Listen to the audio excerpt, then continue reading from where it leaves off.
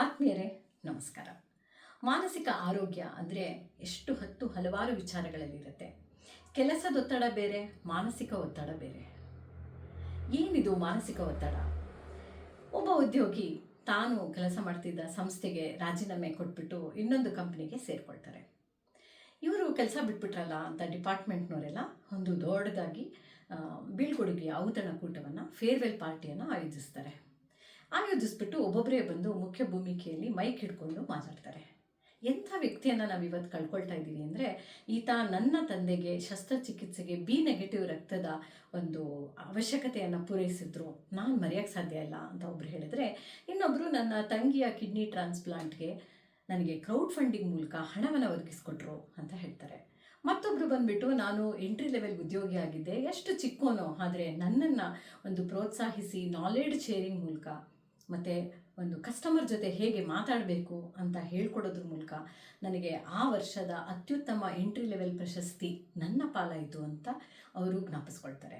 Manager ಬಂದುಬಿಟ್ಟು ಅತ್ಯಂತ ಕರಾರುವಾಕು, ಶಿಸ್ತು, ಯಾವುದೇ ಒಂದು ಸಮಸ್ಯೆ ಇಲ್ಲದೆ ಕೆಲಸ ಮಾಡ್ತಿದ್ದ ವ್ಯಕ್ತಿಯನ್ನು ನಾವು ಇವತ್ತು ಕಳಿಸ್ಕೊಡೋಕ್ಕೆ ವಿಷಾದವನ್ನು ವ್ಯಕ್ತಪಡಿಸ್ತಾ ಇದ್ದೀವಿ ಅಂತ ಹೇಳ್ತಾರೆ.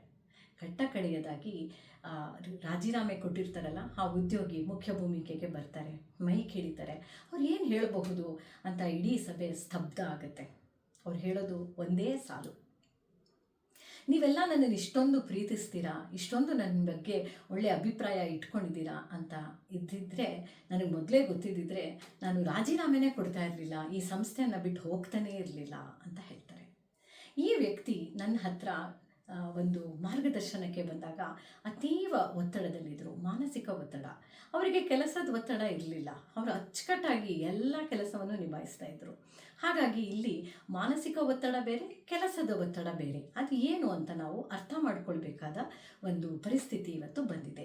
ಯಾಕೆ ಅಂದರೆ, ಕಾರ್ಪೊರೇಟ್ ಅನ್ನೋ ಪದ ಔದ್ಯೋಗಿಕ ಕ್ಷೇತ್ರಕ್ಕೆ ತನ್ನ ಛಾಪು ಮೂಡಿಸಿದಾಗಿಂದ ಒಂದು ಸಂದೇಶ ನಮ್ಮೆಲ್ಲರಿಗೂ ಕೊಟ್ಟುಬಿಡ್ತು.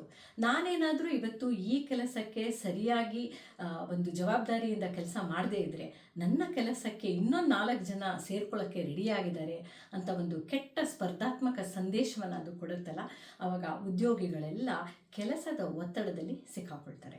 ಆದರೆ ಇದನ್ನು ಮೀರಿ ನಿಂತ ವ್ಯಕ್ತಿಗಳು ಕೆಲವರು ಇರ್ತಾರೆ. ಅವರಿಗೆ ಕಾರ್ಪೊರೇಟ್ ಅಂದರೆ ಕಾರ್ಯಕ್ಷಮತೆ, ವೃತ್ತಿಪರತೆ ಮತ್ತು ಸಮಯಕ್ಕೆ ಸರಿಯಾಗಿ ಕರಾರುವಾಕಾಗಿ ಕಸ್ಟಮರ್ ನೀಡ್ ಏನಿದೆ ಅದನ್ನು ಬೇಸ್ ಮಾಡಿಕೊಂಡು ಕೆಲಸ ಮಾಡಿದರೆ ನಾನಿಲ್ಲಿ ಉಳಿಬಲ್ಲೆ ಅನ್ನೋವಂಥ ಮೀನಿಂಗ್ ಅರ್ಥ ಗೊತ್ತಿರುವಂಥ ವ್ಯಕ್ತಿಗಳು ಇದ್ದಾರೆ. ಅವರಿಗೆ ಕೆಲಸದ ಒತ್ತಡ ಇರೋದಿಲ್ಲ, ಅವರಿಗೆ ಮಾನಸಿಕ ಒತ್ತಡವನ್ನು ಯಾರೋ ಹೇರ್ತಾ ಇರ್ತಾರೆ, ಅವ್ರಿಗೆ ಆಗದೆ ಇರೋರು ಹೇರ್ತಾ ಇರ್ತಾರೆ. ಯಾಕೆ ಅಂದರೆ, ಕಲ್ಲ ನಾಗರ ಕಂಡರೆ ಹಾಲ ನೆರೆವೆರಯ್ಯ, ದಿಟದ ನಾಗರ ಕಂಡರೆ ಕೊಲ್ಲೆಂಬರಯ್ಯ ಅಂತ. ನೀವೇನಾದರೂ ಚೆನ್ನಾಗಿ ಕೆಲಸ ಮಾಡ್ತೀರಾ, ಮುಂದಕ್ಕೆ ಮೇಲ್ಮೇಲಕ್ಕೆ ಪ್ರಮೋಷನ್ ತೊಗೊಂಡ್ಬಿಡ್ತೀರಾ ಅಂದರೆ ಯಾರೋ ನಿಮ್ಮನ್ನ ಕಾಲೆಳೆಯೋಕ್ಕೆ ರೆಡಿ ಆಗಿಬಿಡ್ತಾರೆ. ಆ ಕಾಣದ ಕೈ ಏನು ಮಾಡುತ್ತೆ, ನಿಮ್ಮ ಸುತ್ತ ಏನೋ ಒಂದು ಎಮೋಷನಲ್ ಇನ್ವ್ಯಾಲಿಡೇಷನ್ ಅಂತ ಭಾವನಾತ್ಮಕವಾಗಿ ನಿಮ್ಮನ್ನು ಇನ್ವ್ಯಾಲಿಡ್ ಮಾಡ್ತಾ ಹೋಗ್ತಾರೆ.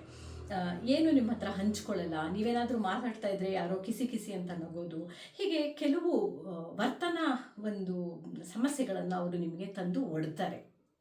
ಅವರಲ್ಲಿ ಸಮಸ್ಯೆ ಇರುತ್ತೆ, ನಿಮ್ಮಲ್ಲಿ ಸಮಸ್ಯೆ ಇಲ್ಲದೇ ಇದ್ರೂ ಅವರ ವರ್ತನೆ ನಿಮ್ಮ ಮನಸ್ಸಿನ ಮೇಲೆ ಮಾನಸಿಕ ಒತ್ತಡವಾಗಿ ಪರಿಣಮಿಸ್ತಾ ಹೋಗುತ್ತೆ. ಅಂಥ ಸಂದರ್ಭದಲ್ಲಿ ನಾನು ಎಲ್ಲಿ ತಪ್ತಾ ಇದ್ದೀನಿ ಅಂತ ವ್ಯಕ್ತಿ ಬಹಳವಾಗಿ ನೊಂದ್ಕೊಂಡ್ಬಿಡ್ತಾರೆ. ಇಲ್ಲಿ ತಪ್ತಾ ಇರೋದು ವ್ಯಕ್ತಿಯಲ್ಲ, ತನ್ನ ವ್ಯಕ್ತಿಯ ಸುತ್ತ ಇರೋ ಪರಿಸರ. ಸರ್ಕಾರಿ ಕೆಲಸದಲ್ಲಾದರೆ ಒಂದು 5 ವರ್ಷಕ್ಕೊಂದು ಪ್ರಮೋಷನ್ ಅಂತ ಬಂದುಬಿಡುತ್ತೆ. ಆದರೆ ಕಾರ್ಪೊರೇಟ್ ಸಂಸ್ಥೆಯಲ್ಲಿ ಹಾಗಲ್ಲ. ನಾವು ಏನು ಕೆಲಸ ಮಾಡಿರ್ತೀವಿ ಅದರಲ್ಲಿ ವೇರಿಯಬಲ್ ಪೇನು ಕೂಡ ಇನ್ಕ್ಲೂಡ್ ಆಗಿರುತ್ತೆ. ನಾವು ಹೇಗೆ ಒಂದು ಉತ್ತಮವಾಗಿ ಕೆಲಸ ಮಾಡ್ತೀವೋ ಅದ್ರ ಮೇಲೆ ನಮ್ಮ ವೇತನ ಕೂಡ ನಿರ್ಧಾರ ಆಗುತ್ತೆ. ವರ್ಷದ ಕಡೆಯಲ್ಲಿ ಅವರು ಅದನ್ನೆಲ್ಲ ಸೇರಿಸಿ ಕೊಡುವಂಥ ಒಂದು ಫೆಸಿಲಿಟಿ ಕೂಡ, ಸೌಲಭ್ಯ ಕೂಡ ಇರುತ್ತೆ. ಇದನ್ನೆಲ್ಲ ನೋಡ್ತಾ ಇದ್ದಾಗ ಒಂದು ವೇತನ ಗಳಿಕೆ, ಏರಿಕೆ ಮತ್ತು ನನ್ನ ಒಂದು ಸ್ಥಾನಮಾನದ ಏರಿಕೆ, ಇದೆಲ್ಲ ನನ್ನ ಪರ್ಫಾರ್ಮೆನ್ಸ್ ಮೇಲೆ, ಕ್ಷಮತೆಯ ಮೇಲೆ ನಿರ್ಧಾರ ಆದಾಗ ಯಾರೋ ನಮ್ಮನ್ನ ಕಾಲೆಳೆಯೋಕ್ಕೆ ರೆಡಿ ಆಗಿಬಿಡ್ತಾರೆ. ಅಷ್ಟರ ಮೇಲೆ ನೀವು ಹೃದಯವಂತರು ಅಂತಂದರೆ ಹೇಗೆ ಅರ್ಥ ಮಾಡ್ಕೊಳ್ಬಹುದು ಅಂದರೆ, ನೀವು ರಸ್ತೆಯಲ್ಲಿ ನಡೀತಾ ಇರ್ತೀರಾ, ಅಲ್ಲಿ ಮುಳ್ಳು ಬಿದ್ದಿರುತ್ತೆ, ಮುಳ್ಳು ತಾಕದಂಗೆ ನೀವು ದೂರದಿಂದ ನಡ್ಕೊಂಡು ಆ ಮುಳ್ಳನ್ನ ದಾಟ್ಕೊಂಡು ಮುಂದಕ್ಕೆ ಹೋಗೋದು ಬುದ್ಧಿವಂತಿಕೆ.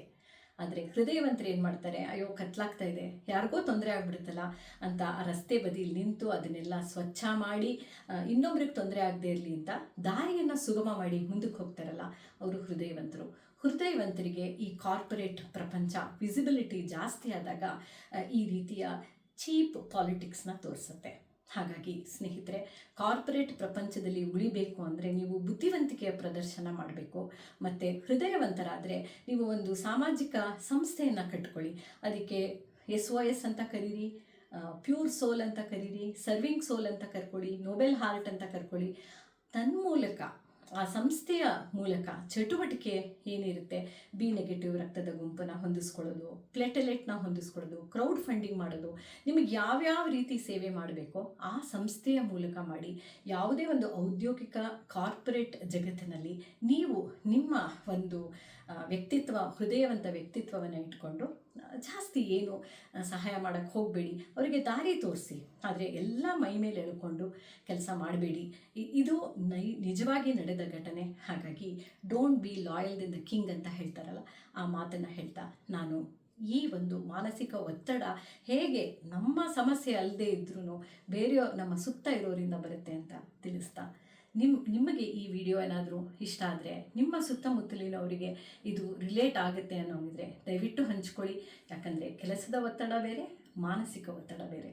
ಇಷ್ಟು ಹೇಳ್ತಾ ಧನ್ಯವಾದಗಳು.